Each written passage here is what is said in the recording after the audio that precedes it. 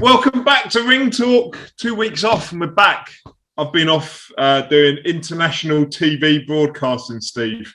Yeah, you're very, as I said to you before, you're very good at it. It's only a matter of time for you before you hit the big time and Eddie Hearn is forced to do an interview with you. It's only a matter of time. Yeah, I mean, I'm not going to hold my breath on that one, but yeah, it's all good fun. I'm watching your lady, Lauren Parker, be very impressive up in Sheffield last Friday. Do you know what? She's worked really hard during the 2 years with Paul Webb and Paul Day. And honestly, I thought, first round it was a bit scrappy, but my God, when she hit that, I mean, that girl doesn't get, she doesn't go over like that very easily. And I thought Lauren was really impressive, and I'm looking forward to really developing her through 2022. And it was a good.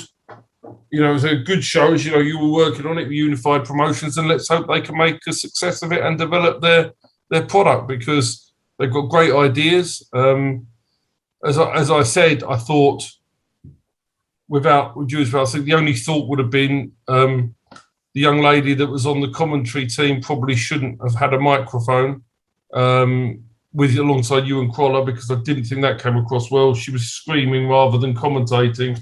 I thought that was the only criticism I had. I thought the women's fights on there were really good. They were far better than the men's fights. And I am actually a real fan of women's boxing. I think that you get a lot more excitement watching a lot of the women's boxing more than the men now. And I think they're really, really doing boxing a good service at the moment. I think it's they're taking harder fights than men would at their starts of their careers. And I will talk about a fight that happened on our show a couple of weeks ago soon. But no, I've got all the time in the world for women's boxing, and Lauren Parker, I thought, looked really, really good, and I think we're going to develop her into a little star. Yeah, it was a fun event to work at, and I think everyone on that card had an opportunity to kind of shine a light upon themselves on a live broadcast, and they did. I thought the Irish lady, Christina O'Hara, she was phenomenal. Yeah. Ticey Gallagher looked really good, but yeah, Lauren. Lauren. I'd said it in the build up to the fight around the fact that Ivanka Ivanova, she's tough, and she beat Roxanne Begum, and Begum was kind of brought into the sport with a lot of hype under the David Haye banner, and Roxanne Begum ruined that on day one.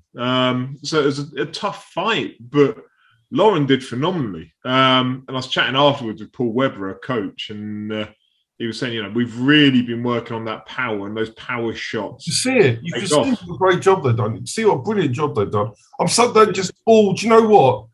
The training team, Lauren's family, Mum Vanessa, Sean, they're just lovely people.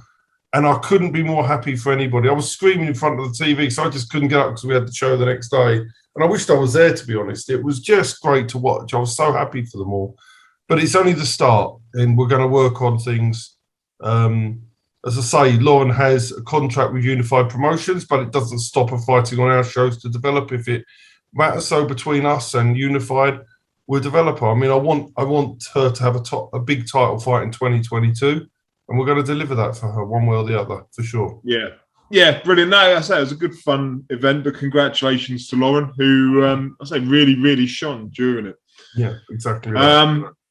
What else going on at Goodwin Boxing? So we've had two event weeks when we've not been here. Yeah, so let's have a look. So the 20th, it was only a 6-fight card, and as I said, we don't cancel shows. We run them whatever, because it's not fair to those that didn't. Just give a brief overview. Fight of the night was an actual female fight. It was Juliet Horwood and Becky Ferguson. It's up on YouTube. Honestly, for you people that are watching this, go on YouTube and watch this fight. It was just a war. Have you seen it yet? Yeah. It's good, isn't it?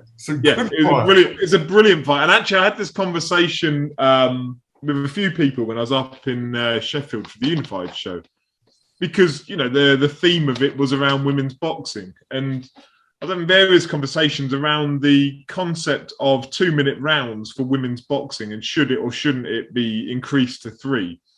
A fair few of the females that are coming into the sport are coming out of that top level amateur, where actually they do 3x3 minute rounds as amateurs, and then they come into the pros and they're back to 2-minute rounds.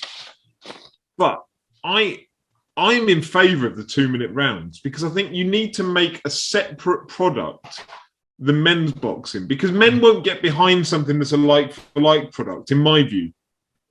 But actually, by making it a 2-minute round, you almost encourage these like firefights over a shorter period of time.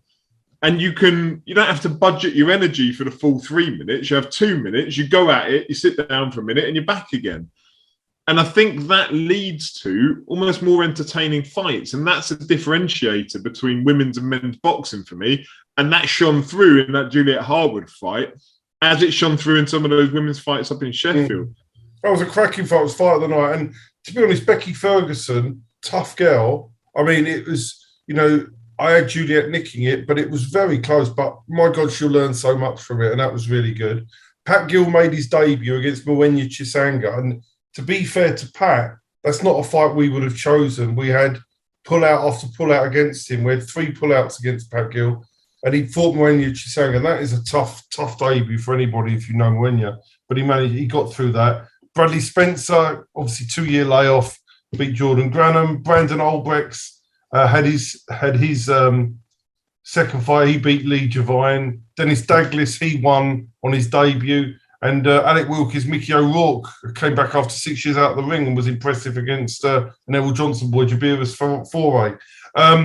But once again, a lot of these fighters at the moment, they get so long out, they're having to have these fights to come back. And as I was just telling you off camera, we're really looking at making some really good fights in March, and some really good fights coming on there, and you know them, and they're really good fights. So the March shows will be full of really, really competitive title fights. So that was really and I think you were quite honest last time we were on here about the fact that 2021 is about getting a lot of the lads and ladies back into the ring, dusting off, getting some of that ring sharpness back. But the March schedule that we were discussing previously is full of decent title fights, if not title fights, 50-50 fights, and if not one of those two, then eliminators, which they're all, every fight you mentioned, I thought, all right, I'm up for those. So, yes, I think, not to say that the shows are terrible or anything through 2021, but they're not as good as what the 2022 ones are looking like. Because we're working with boxers who haven't fought for 2 years. It's not like these promoters who have been promoting through COVID. We're having to deal with fighters who have had a long time out. They're going to need these ones back. So last weekend, go from the top of my notes, Mark Little came back out and beat Ozzy Jervier. We're looking for a big fight for Mark in March. How was that fight? I've not had a chance to see any of it. Well, Mark won it. He got given it 40-36. Ozzy thought he won a round or so. But my Mark was a fair winner on the night. Ahmed Hatim, which is Mickey Amu's young lad, I thought he was really impressive against Joe Elfid's Matar Sambu. He really, really looked decent. Ryan Copland has improved a lot under Rob Hodges. He put down Ian Morrell. Ian Morrell's very tough, nearly stopped him, but Ian got through. But Ryan Copland, to me, at the age of 36, showed improvement. I was really, he was a lot better than he was before. Tyler Marriott, he's a real fun fighter. He was fighter of the night. He had his second pro fight. He fought Luke Middleton, a Joe Elfid journeyman. But, I mean, it's a real good fight. And Tyler, he's going to have to learn to move his head a bit more because he got hit too much. But he's definitely got massive potential. Denis Denekachev fought Lee Hallett. He hurt his hand early on. But Denis is, as I've always said, he's a fighter that I hold very highly. And I'm looking to make a big fight for him in March. Jack Hughes, who'd been let down, we've covered this before, by Ricky Little, who, in my opinion, should be suspended or fined or whatever happens to him. He fought Raymond Comey, and Jack's definitely improved as well, massively. I thought it was Jack's best performance. And Jack, now subject to a board approval this week, gets his Southern Area title shot in March. And I'll cover that next week once I get the board announcements. Very impressed I was with a new signing of ours, Zahal Al-Qatani. Last fought, I think it was on the Joshua Ruiz undercard over in Saudi, and he fought Michael Mooney. He's very slick. Once again, aiming for a title shot for him in March. Harry Webb, a fighter that first time he's fought on one of our shows. He's managed by another manager temporarily, but my understanding is that manager is releasing him, and it may well be that Harry will be signing with us, but that's potentially up to whether the manager wants to let him go. But I think he was only managing him on a temporary basis. But more to talk about Harry, because I've got high hopes for him. And finally, Jack Owen, Jordan Granham. That was a price. That was a fight that I wasn't expecting. That was a real decent fight. Jack Owen. A question about that. Let's not go too far ahead. Jack Owen. It was a really good fight, and we'll talk about that. So that was good. So it was really a fun night. Without the, but again, all the home fighters won. It's what I've told people that they were going to expect in November. But my fighters are all getting ready for. A lot of them want big fights in March, and I can't wait for the shows in March, because when everybody realises what we're putting together, these are really good domestic title or eliminator fights, and not like these. Where you see these title fights on, where they're bringing over Argentinians and Mexicans who aren't very good. And these are going to be proper domestic dust-ups, which is what your call's about, what Goodwin Boxing's been known for 10 years. And I'll even be telling you to make sure you come to some of these nights, because these ones here you're not coming to, and it's fair dues. But March, I think we can get back to some sort of normality again. Yeah, I mean, I've written off this year as everything.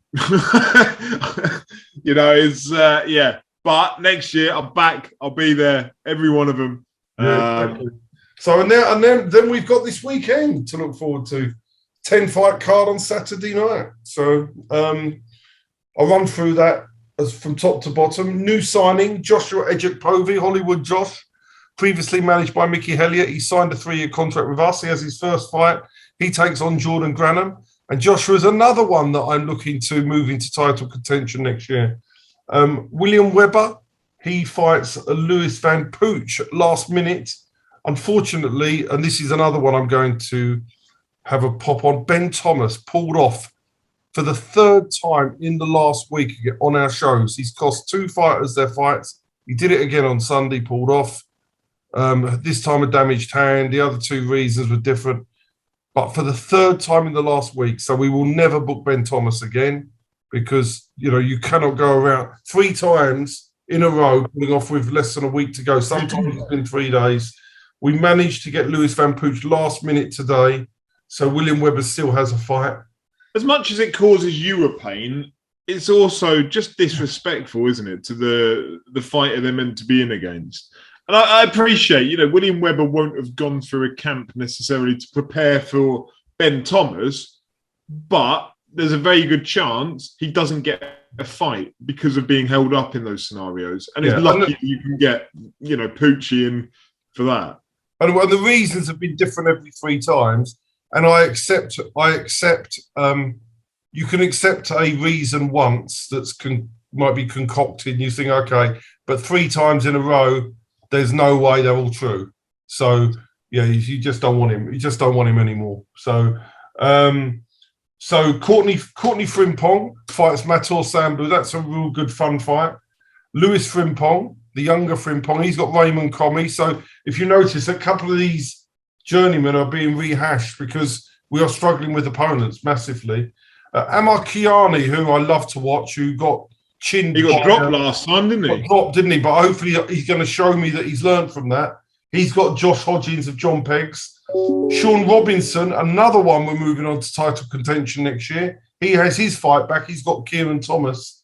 Unfortunately, his opponent pulled out on Sunday as well. Kyle Fox's original opponent. Once again, we've rushed to get him an opponent and we've sorted it. Jake Caswell, Terry Coulter's new cruiserweight. So Waddy retires and in comes Jake Caswell. He fights Ozzy Jervier on his debut. So that's a tough fight on a debut. Because Ozzy doesn't come to sit down, does he? He doesn't know how to. No, Sam Little makes his debut. He takes on Luke Fash, and Luke Fash is a fun fight to watch. And then finally, we got Sangeeta Birdie, who's trying to have her first UK win, and she takes on Chelsea Arnold, who is 100% coming to win. That's going to be a good, fun fight. And then apart from that, we've got Lewis Ceret defending his Southern Area middleweight title against Dalton Miller, who I do manage both of them. But Dalton, when he came to me, had a record of 3-7. And he said, all I want is a shot of the Southern Area. Well, we've managed to deliver it for Dalton, and he's got his Southern Area title shot. That's all he wanted. He's got that now. So I know what you feel that we've done a great job getting Dalton a title shot. And, Lewis Ceret was impressive against Adrian Martin, and he'll be looking to defend it. So that's top of the bill, Southern Area title shot for Southern Area, middleweight title fight. So that's what the weekend holds. Yeah, I mean, out of those, Sangeeta Birdie is as game as they come. Like, that woman is tough, hard. She's not the most technically refined fighter, but if you turn up and watch her, you will enjoy the fight. Dalton Miller against Lewis Cyret, I think you've done a brilliant job getting Dalton into that position to be able to fight for it. And at that point, it's up to him to, have the opportunity to go and realise his dreams. It's a tough ask because Lewis Cyret is good, really good. So, whether Dalton has it in him or not, you'll find out Saturday night. But turn up, find out. It's a good top of the bill. And I know you're a big fan of the Frimpong twins as well as part of it. A great fun. And on a special mention for the trainer, Andy Gill. I'm telling you something now. I'm telling everybody who's listening here. Make sure you remember the name Andy Gill. He is going to be one of the top trainers in the country in a few years' time. He's done amazing with amateurs. He's got a team of fighters that he is getting the absolute best out of. Juliet Horwood only had 4 bouts. It's a 4-bout amateur. I mean, he's done a great job. The Frimpong's brilliant. Jamie Smith is great. He's taken on another fighter called Brandon Webb, who makes his debut for us in March. He's a brilliant trainer. It's a brilliant setup. And that man and that stable are going to do fantastic. Keep an eye out. Before we move too far away from the other cards, Elliot Stott had tweeted, "Hi Steve, enjoyed the show on Saturday. What did you think of the Jack Owen versus Jordan Granham fight? Was Jack fortunate to get the decision?" I thought it was close, I thought it was close. I had Jack nicking it. I did speak to. I was talking to Kieran McCann, who was there, and he said he scored it a draw. He wasn't. It was Mark Bates that refed it, but Kieran McCann had it a draw. I had Jack Owen just nicking it, but it was a close fight. My God, I mean, Jordan turned it on at some points, and he caught Jack. And Jack's going to have to learn to keep his move his head a bit more because it was Jordan did catch him quite a few games. It was a real good fight. It was a really good fight. Jordan, I would say fortunate might be stretching it, but if it was given a draw, I don't think anybody could have argued. Yeah. Jordan has a lot of gears that we don't often see. Yeah. I'm going to recycle a couple of the old questions that we never got around to asking because we never did it. And we're kind of on that theme anyway. We're going to come off questions after, but brief interlude going into him. You mentioned refs there and Kieran McCann. Got a tweet off Heavens Above a couple of weeks back. I promise him I'll keep it. I'm keeping my word. How do you become a boxing referee? What's the path? Are there courses, etc.? My understanding is yes, there are courses, and there is a shortage of them. So for people that want to do it, I think there are paths through. I mean, a lot of them are ex-amateur referees, and they get their experience. But they go on courses. They are then once they are able to be a ref, they're then watched and they work as trials. Somebody else does the scoring. But yeah, you have to go on courses. And you have to be proficient. And I think they do look generally for people with some sort of refereeing experience beforehand, or coaching experience, or some form of experience. I think it's fairly difficult for somebody to walk off the street and decide they want to become a referee. But I think you have to have had some experience within the industry. Yeah, my understanding is you go through the amateur system. Quite how you start off in the amateur system, I'm not really sure. But I guess you go on a course and then you kind of work with the younger age groups, work your way up. But yeah, my understanding is you go through the amateurs into the pros. And as you say, you then get assessed, don't you? And another referee will score your fight for you while you just referee it. And then eventually, presumably, they either say yes or no. And I wonder if you can if you're a coach in the UK, can you then just do a referee's course if you've had a license with the board for so many years? I'd imagine you could. You would imagine so. And also as a boxer, because in the same way in football, people say, oh, you'll have ex-footballers being referees. You would assume the same in boxing to some degree, is that it would be beneficial. The other question that I'm bringing back from heavens above, but this is in line with what you were saying about board with some of the ongoing kind of purse bids and things. Steve, naive question, but can you explain how purse bids and the bidding happens? Yep. I love that question because I'm a geek for stuff like that. So let me give you an example of one situation recently, and this is a good one to go through. Linus Udofia against Felix Cash. So purse bids went out, and the first week concluded. So when you say purse bids went out, let's clarify that aspect. The board issued a notice saying bid for this fight. You have to bid in a sealed bid an amount of money for the fight. And so, anyone can bid who's got a promoter's license in the UK. Correct. So there are two hats I've got here. One is a manager's hat and one is a promoter's hat. So as a manager, you've got to firstly sit when they put a purse bid out, and you've got to say, do I want that fight?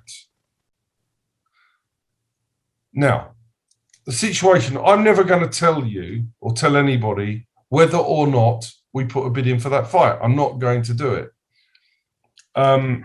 Because that's for me to know what we were doing, and we do this all the time. Make these. Wait, tell me, I won't tell anyone. It's all right. I will, but not on here. But so what then happens is we go down, I think, to a certain time before the fight, and you're seeing firstly, if you are thinking of you either put your bid in, but then the board will hold that bid until midday on the Wednesday. When you say put that bid in, do you have to go and hand deliver an envelope? Either hand deliver or special delivery, a document which is sealed with the bid in there and a check. You have to put a deposit check in there. So if you pull out of the fight, you lose your deposit money. And again, the geek in me wants to know special delivery. Are we talking Royal Mail signed for delivery to the board offices? Yeah. So what then happens is if you don't get it in time, it's disqualified. So the board then get the envelopes, and then at 12 o'clock on that day, they open it at their big meeting where everybody's looking. So there's no skullduggery. Everybody opens those bids. So if there are no bids, then the fight does not take place. If there is one bid, then that bid will win it. And if there are multiple bids, the highest bid gets it. Now, there are occasions in purse bids where people could be thinking, neither party wants the fight, really. And if neither party wants the fight, you don't want to pull out. Because if you pull out, you give the other party a free run to maintain that title or get that shot at the title. So the bottom line with it all is do people know what others are doing? Now, Felix Cash pulled out of that fight. Now, the question was, did we have a purse bid in there? Nobody's ever going to know. Another example, which is but what's important, what you can't do is if you sit there and you lose a purse bid and then you pull out, you are fined 10% of the purse bid and reprimanded. So it's an expensive. So if there's a bid for 50 grand for a fight, your fighter loses £5,000 if you pull out afterwards. So you don't want to sit there and you've got until a minute to 12 on that day to pull out and not get fined. So so that's how it works. I'm thinking back to, there's a couple of examples. So you won the one for Callum Smith, Joe Mullender or Lee Markham? Callum Smith, Lee Markham. No, that was different. What happened that day, this is an interesting one. We told everybody that we wanted the fight. I knew Lee Markham would be obliterated in about 30 seconds, right? In my opinion. So we didn't want the fight. But it was a game of bluff. So we put a bid in, right? We gambled. And I remember that day I was walking somewhere and my phone rings at 10:30 in the morning, and it was Eddie Hearn. And he said to me, and I remember this quote for the day, he said to me, "What's going on with this fight?" I said, "I put a bid in." He said, "How much have you bid?" And I said, no, he said to me, "Oh, Joe Gallagher will be quite happy for you to do that fight because he's always wanted to fight at York Hall." I said, "He's not fighting York Hall. We're dragging him to the Portsmouth Leisure Centre." And Eddie Hearn says, well, how much have you bid for the fight? Because by this time, he couldn't get a bid in.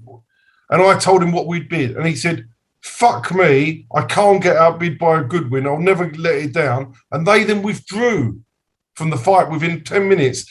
Eddie Hearn rang and withdrew Callum Smith from the title because he knew they were going to lose the bid. At presumably 11:15 with a 12 o'clock opening. Yeah. So they knew, Eddie Hearn knew he was going to lose the bid at this stage, which was perfect for me because it was a game of bluff because no way on earth did I want that fight. But I was gambling that if we won the bid, that I thought we would with the money, that they would vacate anyway and stomach the 10% fine. So it was a gamble to get Lee Markham a shot at the title.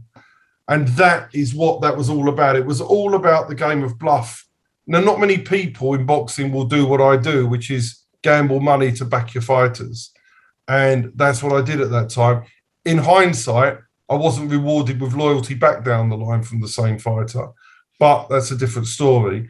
But the bottom line, we did. At what point, say with the Felix Cash Linus Udofia one, I don't know what day of the week it is, arbitrarily Thursday, 12 o'clock, due to open the purse bids. What point do you find out that Felix Cash is vacated? You find out, you're sometimes told by connections beforehand. By connections of the fight, or it gets out and you get to know. In boxing, people do tend to let it out. Yeah. But often you get to know after the bid has been opened because they don't open the bids then, you see. So in that example, the question with that was, if you, at 1 minute to 12, I have a decision, I could put a bid in, which is normal. You register a bid, and you have until 1 minute to 12 to rescind that bid. But as long as you've got the bid in there, it means that should the other person vacate, you've got a bid, so you're going to win the bid. And if they vacate, the bid doesn't get opened anyway. So it's it's like a game of poker. Yeah, I like it, but it does lead itself. I know we've discussed this in the past. I'm not having a go at Felix Cash here in any way whatsoever because I know there's a lot of personal stuff that's gone in the life of Felix Cash. So by the way, I do not think for 1 second that Felix Cash would be scared to fight Linus Udofia. I don't. So there's absolutely no thing about that. I mean, they vacated for their own reasons, and that's fine. So there's no issue with that. And I'm not going to try and say they ran from Linus. I wouldn't say that. And I'm not having a pop of Felix Cash because I know there's a lot of personal stuff that's gone on. But it does feel a little bit like, you've got to do a mandatory at some point, and that mandatory is likely to be Linus Udofia. Why don't you just, if you're going to vacate it 3 months ago, also what happened was the month before it went to purse bids and they asked for an extension of a month. So it delayed the purse bid process by a month. Why ask for an extension of a month when you're going to vacate? Yeah, you're just delaying other people's careers, isn't it? And that I don't agree with, and that was wrong. Yeah, no, I agree. Anyway, right, we'll move on because I'm a geek and I'll be here all night, as I say.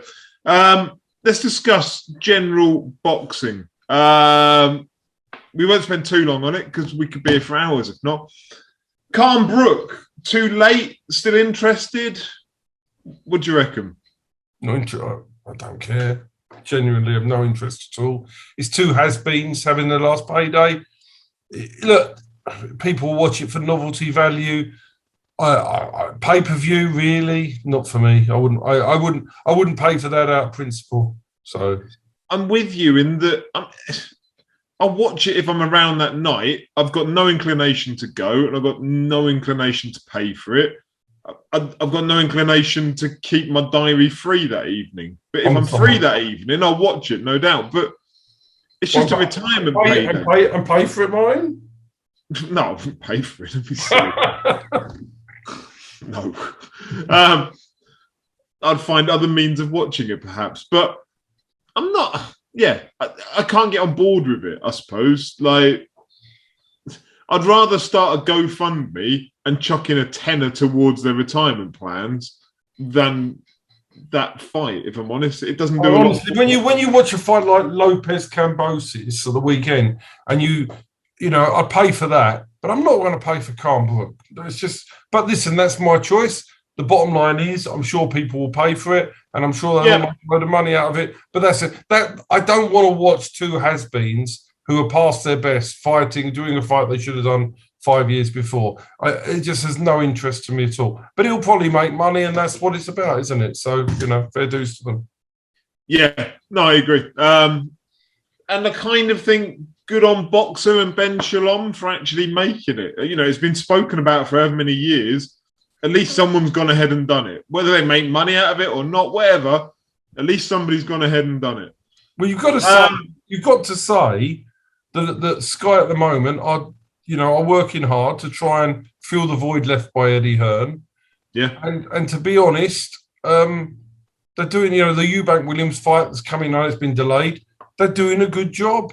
And I'm still not sure that when you look back at this in a few years' time, that Eddie Hearn has made the right move. But we'll see. We'll see. I agree. And it looks like they're, it's going to take time, but they're hopefully building a stable of names that in 2 years' time will be more recognisable to people. Yeah. But we have to give them that space to do it. In the meantime, utilise Chris Eubank, utilise Amir Khan. And hopefully, sort of the undercard gets filled with names that people will recognise in 2 years' time. I'm good with that. Exactly that. Teofimo Lopez Cambosos, as you just mentioned, wow. I was so pissed off. Do you know what, though? Lopez, I thought he was awful in the post-fight interview. I thought it was shocking. I think that I loved Lopez before he even fought Richard Comey, didn't he? And I said at the time, I went to see him in Dallas when Comey won the world title, and I said to Mickey, don't put Comey in with Lopez, he'll get smashed. And I was right. But Lopez him and his father have just started believing their own hype. They dismiss Cambosis. They're not doing it. They're just basically he's now in danger of becoming a wasted super talent. And that is because they just believe in all their own hype. Cambosis was a tough man, but Lopez wasn't the same fighter that I've seen before. And do you know what I loved about it actually afterwards was Cambosos' dad. Some of the interviews with him where he was kind of reliving George Cambosos' upbringing from like rugby league player / boxer as a kid and all the investment of time and effort and energy all the way through to that night was phenomenal, I thought. So I lost an awful... When I say I was pissed off, I was more pissed off at Teofimo Lopez, the same as you. Like I was on board with him, and actually he came across as a bit of a scumbag by the end of it. Okay. But I was made into a George Cambosos fan. So I agree. Silver lining. Mind, you know what? When I watched him, it made me think of Michael Katsidis at his best, one tough Australian, and I was really happy for him. And I just felt gutted that Teofimo Lopez was not the man or the fighter that I thought he was. And sometimes having, his dad is a useless corner man, in my opinion. The corner work, the corner advice was shocking. You shouldn't be training him, dad or no dad. But they got what they deserved, and he lost. Cambosis won the fight. Yeah, I just think in Cambosos they found someone who had the dog in him, like the real never say die attitude about him. And big fan of him after that. And I didn't think he had a prayer before the fight. Me too. Right, I'm going to come on to some questions because we've got some good questions. So I want to get our teeth into them. John Bailey on Twitter: with overseas fighters and journeymen becoming harder to source, will matchmaking as it is now become untenable for 14-fight cards, meaning fighters will now step up sooner? That's the first part of the question. There's no 14-fight cards allowed anyway now. It's 12 fights or 10 fights at your call. So that is number one. Number two, you are absolutely bang on. Fighters will have to step up sooner because they have no choice. These days where fighters go, don't want him. From my point of view, I can't afford to have fighters on my books that are doing that. I can't afford to have trainers on the books that are doing that. It is not like going to Amazon anymore. You get what you get. It's sometimes not perfect. It might not be the right weight. It might not be the right type of opponent. Pat Gill had to go in with Muenya Chisanga. Andy Gill did it straight away, but my God, it wasn't the right fight for him. But he had to do it to get a fight. He had no choice because his opponent pulled out. You have to take harder fights, and fighters will now go in 50-50s earlier. It is going to be harder because the finances are such that, you know, when your boxers on ticket deals and people are quoting ludicrous amounts of money for foreign fighters that are you just can't afford to pay, and boxers can't afford to pay and promoters can't afford it, then you are going to be in a situation where either promoters can't run the shows, or will lose money and pack up, or you're going to have fighters taking harder fights, and even promoters that have other sources of revenue outside of what we do, which is ticket sales, and they do other things. They're going to have to dig much deeper into their pockets to stage their shows. It's a lot more difficult, and we do have to push people a little bit earlier now, because you're not going to, like Dennis Denikachev probably could do with 2 more fights. He's going to go now, and I think that is literally what we're having to deal with now. We're going to have to press the button a little bit earlier. And then there was one fight, I won't mention who it was on here, albeit it's not a bad thing, but that was going around the WhatsApp group the other day that you might have to get him an easier fight. And you were saying their trainer wouldn't like an easier fight. He probably won't take it. Yeah, exactly. Other half of his question: since Goodwin boxing shows started back, have ticket sales been better or worse than you'd hoped? Better than I'd hoped. Boxers I've only had one boxer not been able to meet his minimum obligation of ticket sales, and some boxers have done very well. I think it's been better than I would hope overall, but the shows have not had the sparkle that we would normally expect that will be happening in March. So we've got through this period. This has been a difficult period. It's been like people starting again, having to re-kick again. So ticket sales probably have been a bit better because they haven't fought for a couple of years. But March is going to be the telling point, especially with this this continual annoyance of virus mutations. How's that going to affect it in March? So I think March is going to be the telling point. But so far, so good. We've been able to keep our head above water, and we're moving on. But in terms of the product has been substandard this year. Yeah, and I mean you can't even create a like-for-like comparison. There's no use saying is it as good as a ticket sales pre-pandemic, because you're not selling the same product at present. Yeah, exactly. But in March we will be selling a product that will be getting back to where it was pre-pandemic for us. Yeah, so people get ready for March. Still turn up Saturday. Go and watch Cyret Miller. Go and watch everybody else on the undercard, and get your appetite wet for March. And hopefully we'll be able to announce some of the fights next week on here, and the week after. The next 2 weeks, I should be able to announce a lot of these fights for March. Excellent. Bet or Q on Twitter. How will the new link up with Mo Pryor affect fighters in both stables? Not again. I had this. I was going to skip this question, but I thought we'd better address it. Well, I went to York on Saturday. I mean, this comes from having a meeting with Mo Pryor last week, which I'll cover in a second. And Dave Evans said, Dave Evans, my friend who's a whip, and he's friends with Mo as well. He said, I was at the Wasserman show on Thursday, and people walked up to Dave Evans and said, oh, Steve Goodwin's in partnership with Mo Pryor. And Dave said, no, you just don't, never. That will never happen as long as I'm alive. It will never happen. That wasn't, people had totally misunderstood what the meeting was about. The meeting was about the fact that Mo had done things that had upset me. And I suggested to Mo, I don't air my grievances with people over the phone. So I suggested with Mo that he comes to my office and we have a coffee. So he came to my office, we had a coffee, we ironed out the issues of what had happened. And I actually like Mo as a person. I like the fact that a man will come and deal with issues when somebody's upset with they've done something wrong. And it was fine. And what I said to Mo was, we need to work together with our title fights. That when we've got people who are in for title fights, we match them together. And some can be on his show, some can be on our show. We're not doing shows together, but the idea would be that when you've got people that are in positions for titles, you should work together.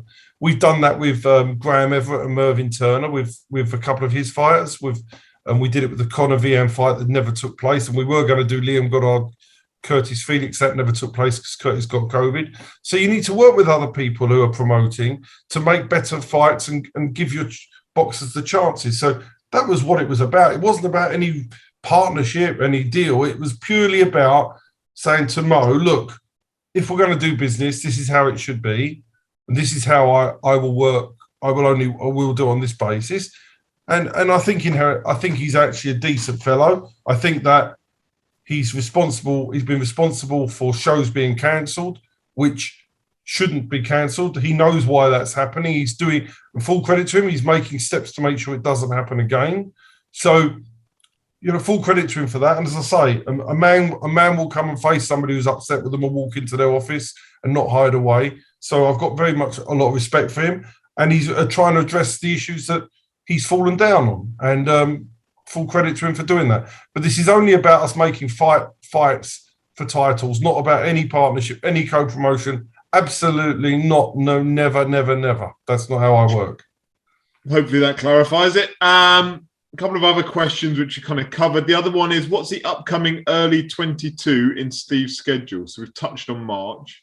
So there are 4 Goodwin shows. Various promoters are staging them. Every Saturday in March, we will be at York Hall. Every single Saturday. We're looking for big fights in early 22 for Linus Udofia and Brad Pauls on Sky channels. And hopefully in the next week or so, we'll be able to discuss them when fights are sorted. So that's really, really good. Apart from that, I'm going on holiday for 10 days to the Maldives in January, which is great, providing I'm allowed to go by then, which is be the first time I've got away properly abroad for proper holiday. But yeah, and apart from that, it's really about now nailing down opportunities for our fighters for 2022. Loads of title fights. I want Lauren Parker to make massive strides next year. She's a project that I'm working on, and I will be working tirelessly to get her what she wants. As I say, you get people that you really want to help, and she's one of them. So 2022 is a really exciting start. I'm really looking forward to March. We're going to put together some brilliant cards, some brilliant top of the bills, and it's really exciting times ahead. But this is like doing what we have to do to get there. And tomorrow's the last show.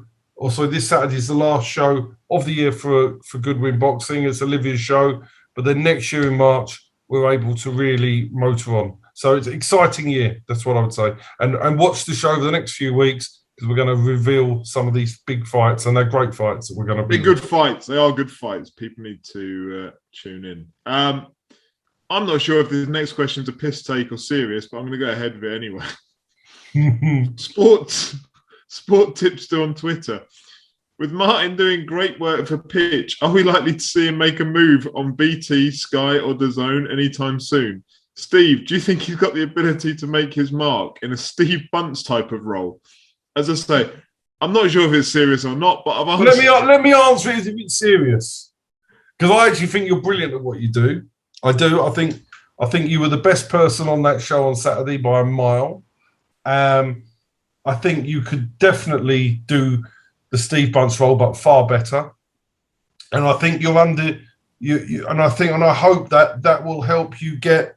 I know you don't do it for that anyway, because you do it because you love the boxing, but you would be better than most people that do these roles for you. You're not a yes man. You don't suck up to anybody. You ask the questions that need to be asked. You do great interviews with. I've seen your Jake Paul one and the Frank Warren one. You do brilliant interviews with these people, and I think you are capable of doing that. And I'd much rather listen to you than I would Steve Bunce. Anyway, right, that's enough talk of that. I was chatting with Anthony Croller once, just a name drop. I sat with Croller over dinner, And he said to pass on his best wishes to you, by the way. That's nice of him. He's a nice man. Did. He was talking about when you went up for the Dion Juma-Sam Hyde fight up in Manchester. He said he spent some time with you then, and he really enjoyed your company and wanted to pass on best wishes. Oh, that's really nice of him. No, he's a nice man. He's genuinely like the nicest fucking man around. Like, he's so lovely. I must have spent a good 3, 4, 5 hours with him. Yeah, he's really nice. Really nice. He's just lovely. And I know some people have that reputation for it, and then actually they're not. But no, he genuinely is. If anyone ever wonders. Final question. I've saved this one to last for a reason. From Rakeem Noble, ex-fighter. People know Rakeem now. Hopefully, you should know Rakeem. If you don't know Rakeem, follow Rakeem _RKM on Twitter. Do you think it's too easy for outsiders with a bit of money and intelligence to get into boxing and do what they want? It seems that at all levels, rules are broken and made up depending on the wallet size or status of the perpetrator. What a question. Isn't it good? I love Rakeem to bits. And that is so... Yeah, I mean, so I don't actually think you even need intelligence, do you, at times? But... I think there's two different routes to doing it, aren't there? Really, one is to have money, and one is to have intelligence. And if you've got both, then you're onto a winner. But anyone who's a little bit intelligent, I think, or has a reasonable level of intelligence, can infiltrate within the sport and make their way. So my wife's just wandering into the background there. Can make their way through the sport in some way that they probably shouldn't. And if you've got money, you can definitely do that. Listen, I think I'm quite intelligent, and I made my way in the sport, but I did it, I consider, to be the right way. I learned my trade.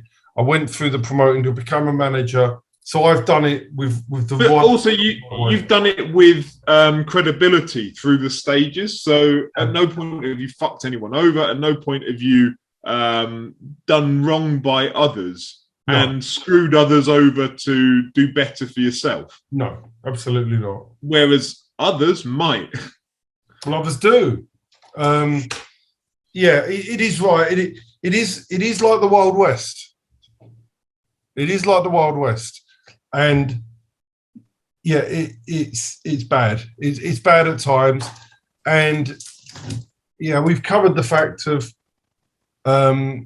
the boxing board do what they can do, but there's a limit to what they can do. It's quite easy to bypass their rules if you've either got money or you've got some things, and certain decisions. I think Rakeem is absolutely spot on. You see things and you think, how is that allowed to happen? How can that happen? And do you know what? He's right about it when he mentions at all levels, in that from trainers to managers to promoters to people working outside of the sport but inside the sport, advisors, whatever you want to call it. For a sport that is so serious in terms of the potential risk and danger of doing it, the lack of governance and protection is mind-blowing. Well, you've also got, which we covered before, you've got promoters that sell their promoters' licenses for $1,000. So you could want to promote a show, Martin, haven't got a promoter's license. I let you do it under my license, and you go off promoting. This is so common. Everybody knows that it's going on, but nobody stops it. It's so common, and people do this. They just give the license. So the promoter who's down as a promoter isn't really the promoter. Yeah, in the same way you've got advisors that are working as managers, but without a manager's license, so the board can never touch them if there's a dispute. Yeah, like they're taking money out of the sport for people that are, as we always get it rubbed in our faces as fans. I'm not saying it's a bad thing, but these are people going in to risk their lives. I completely appreciate that. Yet you've almost got a complete, as you say, Wild West of governance for something that's such a serious concern. people taking advice and guidance and financial advice off of people who haven't got a clue and who can't be held to rights. You've got boxers taking financial advice off these advisors who haven't even. I'm a financial advisor qualified. I've done years and years of qualifications, and you've got other people telling people what to do with their money. I mean, it's just mad. It's madness. It's madness. It's absolute madness. Amount of people in boxing who have become experts about fucking virtual coins over the last year is laughable as well. But that's a different question for another day. Yeah. No, but Rakeem is highly intelligent. If he wanted to be a promoter or a manager or any role in boxing, he could do it really well, and he would be a good asset for the sport of boxing, whatever role he took on. And they're the sort of people that should be in the sport. You know, when we said earlier about referees and, you know, should they be encouraging ex-boxers to become referees? Somebody like Rakeem, who's an ex-boxer, that's somebody the board should be absolutely, you know, opening the doors, opening their arms and encouraging him to come in and do any role within the sport. Yeah. Whether that's trainer, manager, promoter, whatever. There ought to be like a fast track system whereby they will, you know, help and support people in doing those roles. In my view, the right people, the decent people that have got a track record and people can vouch for them, somebody like Rakeem should be, I say, fast tracked into something that supports the sport. No, I totally agree. And by the way, just before we finish, what do you think of Yard against Arthur this week? I think Yard will beat him, and I think it will be a controversial points victory, and I think we'll never hear of a third fight. It's interesting. So you think that whilst Yard wins controversially, you think that Lyndon Arthur would probably really deserve the win, do you, at the end of it? I think it'll be, you know, based on the first fight, it was close enough in certain ways. But he only had one hand, Lyndon Arthur, in the first fight. But Yard was garbage. You can't be worse than that in this fight. And I appreciate Lyndon Arthur only had the one hand, seemed to have that problem throwing his right. But Anthony Yard was so bad in that last fight that I don't think he can be that bad again. So what's he going to improve? That he's not changed his team, so what's going to improve? Well, you would hope that even if he hasn't changed his team, he can change his own output when he's in that ring. You know, Tunde can't throw punches for him ultimately. He can shout lions in the camp and what have you from the side, but it's ultimately on Yard to get in there and throw punches for 3 minutes. And he didn't do that last time, and he needs to do that this time. He can't be as inactive as he was last time. I don't think he can be as bad as he was last time. You know, it's that going out on your shield aspect, isn't it? That he didn't seem willing to do that. I think he will be more so. I think it'll be a close fight. I think Yard will win, and I think it will leave enough, you know, air of untidiness that people won't necessarily be happy with it. But I think it's probably quite widely recognised. Yard is more commercially viable than Lyndon Arthur for Frank Warren. So I think they probably want to get him that win and then move him somewhere else. That'd be my guess. Good fight, though. Good fight. It's a brilliant fight. Good on BT, good on Frank Warren. And the winner of it against the winner of Callum Johnson against Joe Smith. That'd be brilliant. Yeah, that makes sense. That's great. No, that's a really good fight. That's a really good fight this week. And then next week, we'll be talking about our friend Richard Comey, who takes on a really hard task, but we'll cover that next week. Yeah, bit of Vasil Lomachenko. Ouch. Yeah, we'll cover that. Right. Excellent. Thank you very much, Steve. Good to be back. Excellent. And we'll be back next week for sure. Lovely stuff. All right. Take care. See you, mate. Bye.